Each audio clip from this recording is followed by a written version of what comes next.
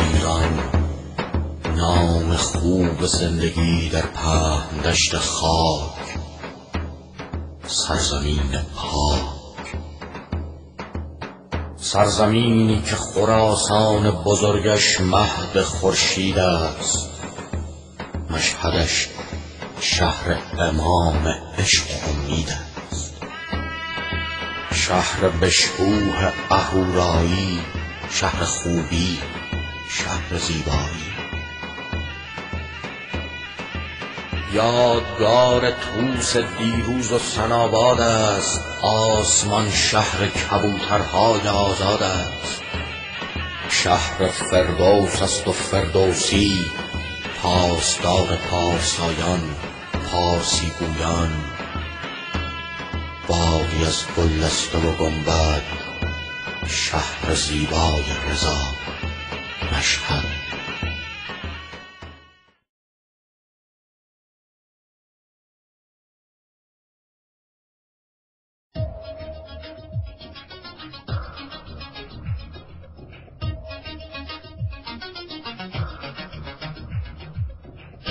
ایران تا جهان باشد نام تو ماند جاودان، میهن تا درخشیدی روشن از ملت آسمان، ایران تا نفس دارم عهد دل را نشکنم، میهن بند پای تو جانشین را افکنم.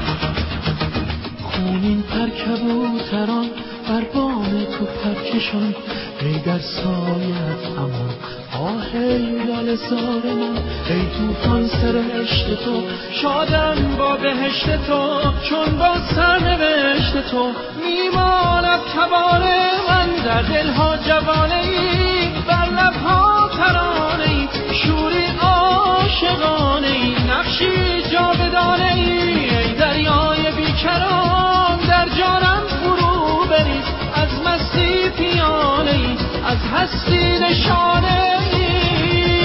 ایران تا جهان باشد نام تو ماند جاودان،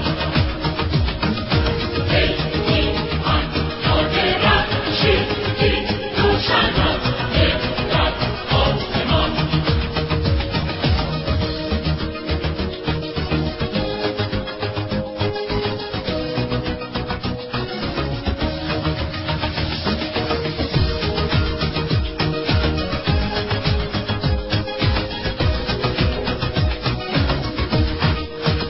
شادم در آغوش تو، ای کامان